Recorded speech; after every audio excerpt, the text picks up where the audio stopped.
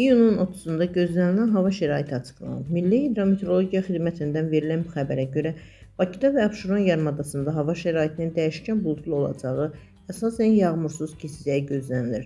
Mülayim şimal-qərb küləyi gündüz arabir güclənəcək. Havanın temperaturu gecə 20-24 dərəcə isti, gündüz 25-29 dərəcə isti olacaq.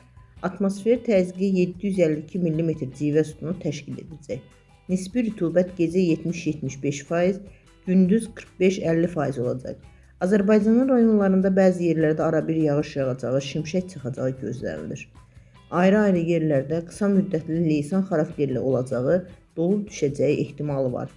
Gecə və səhər bəzi yerlərdə duman, mülayim qərb küləyi bəzi yerlərdə arabir güclənəcək.